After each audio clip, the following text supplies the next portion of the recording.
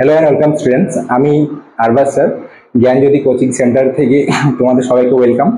তো আমাদের আজকে একটা ইন্ট্রোডাকশন ক্লাস বলাই চলে এটাকে।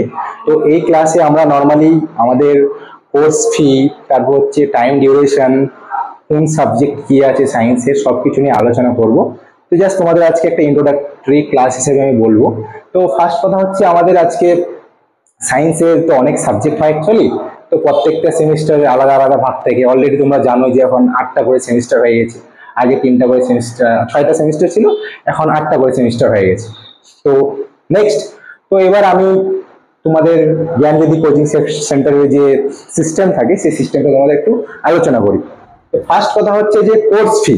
কোর্স ফি হচ্ছে আমাদের প্রত্যেকটা সেমিস্টারের জন্য, প্রত্যেকটা সাবজেক্টে, প্রত্যেকটা সেমিস্টারের জন্য প্রত্যেকটা সাবজেক্টের 1999 রুপিস করে লাগবে।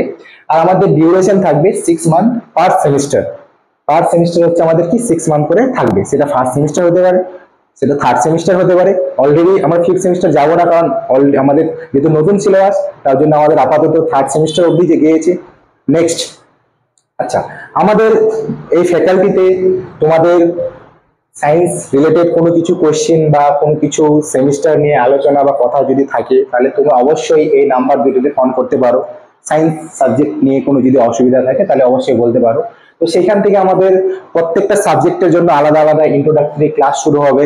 সেই ক্লাসের থ্রুতে আমরা ধীরে ধীরে আরো ক্লাসটা বাড়ানোর চেষ্টা করব। আচ্ছা, তো তোমাদের অলরেডি আমি বললাম যে কোর্স ফিটা একদম ছোট্ট একটা রুপিস অ্যামাউন্ট বলতে পারো, সেটা হচ্ছে 1999। আর ডিউরেশনটা সেটা তোমরা সব প্রত্যেকে জানো, 6 মাস। বেসিক্যালি 6 মাস আমাদের সিস্টেমে থাকে, কিন্তু আমরা 6 মাস পড়ার সময় পাই না। আমাদের পড়ার সময় পাই আমরা আলটিমেটলি 4 থেকে 5 মাস, যেটা হচ্ছে সিস্টেম। কিন্তু আমাদের অফিসিয়ালি 6 মান্থই ধরতে হয়।